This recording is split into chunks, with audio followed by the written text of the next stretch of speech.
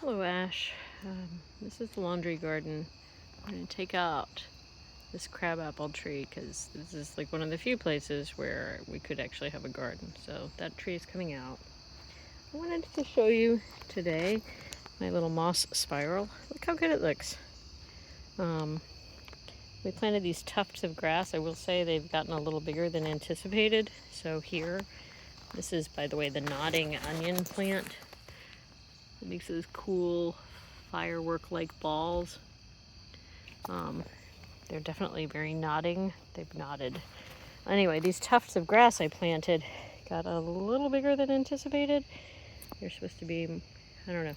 Anyway, so I'm going to move those to kind of in the front here, like a big grassy patch, so that you can enter into the moss path. It is not fully mossed. Here is an area that I just made moist and transplanted some moss from the carport.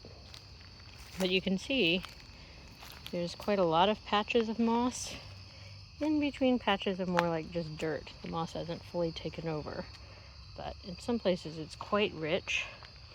This is also a native plant. I'm gonna move it further back actually, but here we are. I walk on this little meditation spiral a couple of times a day. Every now and then I miss a day, but you can see, looking backward, that it's that fully mossed, but I would say there's like 50% moss, and even in the areas where it's kind of lacking, like look at that, it's coming in, it's going to be pretty full. And then I've moved a lot of these little guys over here, and they bloom in the spring. Houstonia. They make these little tiny bright blue flowers. And I just walk on this path. Hey, Loki. Loki does not pay attention to the boundaries of the path. Anyway, honestly, I thought it was a beautiful idea, but I made it in large part for you, because I thought you would think it was cool. And now I'm walking in the path on the left side. It's a very small moss spiral, very small spiral. Here's our fire pit, by the way, just before you exit the moss spiral. We have these little sparkle lights that glow at dark, and lots of things blooming. This is making its little red berries. Not humanly edible, in case you're crazy. Sorry, I don't know why I said that, Bean. But this is sweet fern. It's not a fern.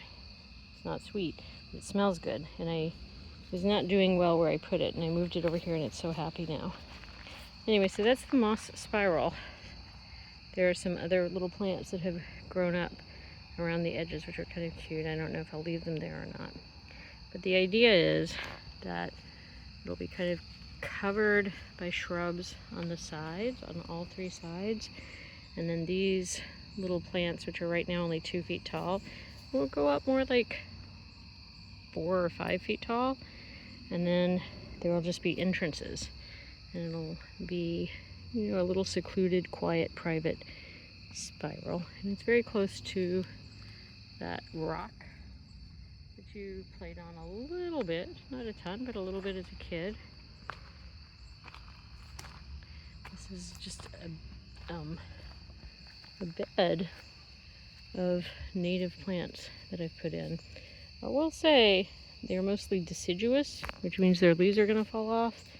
So that was not the best planning, because there's the view from the street. What I should do is put in, like right here, or maybe over there, a big yew, something that would grow up and be, not lose its leaves in the winter. This is a rhododendron, and it's already gotten quite a lot bigger from when I planted it. So that will provide some screening. Probably need more. This is a paper birch, a white birch that I planted for my mom. Here's our little drainage pond. Doesn't totally look naturalistic, but it's not bad. That will also get bigger. It's doing well. Here's my dog. Hi, Loki. Here's this whole area, which did not exist when you were here, but you know, next to the house, there's this pine tree, and I have planted it all up with raspberries. They're not quite as awesome as your Evelina's raspberries, but raspberries and some blueberries and a couple of peaches, and then some things that make fruit that animals eat. And then this is blueberries, lots of blueberries. This year, I didn't put any netting over things. I just let everything grow, and I let the squirrels eat whatever the hell they wanted to eat.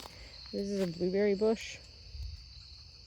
There are no blueberries on it. These are all blueberry bushes with no blueberries, but it's okay. I think the birds and the squirrels were pretty happy. This is something called Joe Pye weed. Pretty happy with this. It's sort of purplish, which I don't think you can tell very easily because the color looks sort of washed out in this dimness. This one is even more purple, and it still looks washed out. But this is a big pollinator favorite plant. I'm happy. I want to make that patch bigger of that. By the way, here's an ash tree.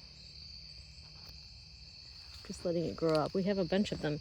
They're susceptible to the emerald ash borer. This is the tree that we planted for Michelle. It's a dogwood.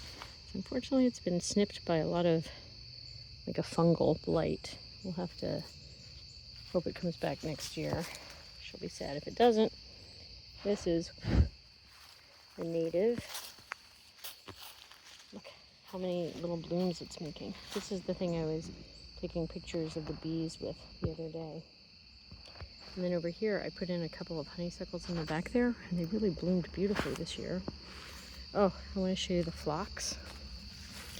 PHLOX. Look at this. Ah, you can't, the colors are washed out again. It's too bad. It's a brilliant deep purple, actually. And it smells divine, native, and I'm using it to replace these guys, the hostas, that make similarly colored purple bell-shaped flowers. They're pretty cool, but they're non-native, so I want to replace. Oh, look, there's a dog. Here's these things we planted last year that you approved and said looked good. I still think the foliage is gorgeous. And the little pinky purple flowers that they produce are pretty damn good. All right, this video has been going on long. Here we are. There's the blue flamingos. Here are some more sparkle lamps that, these are hit and miss. They come on and off. Those two. There's one on. Oh, there's a dog. Hello, dog. Hello, Loki. Say hi to Ash. Say hi to Ash. No, she's not over. Ash is not over there.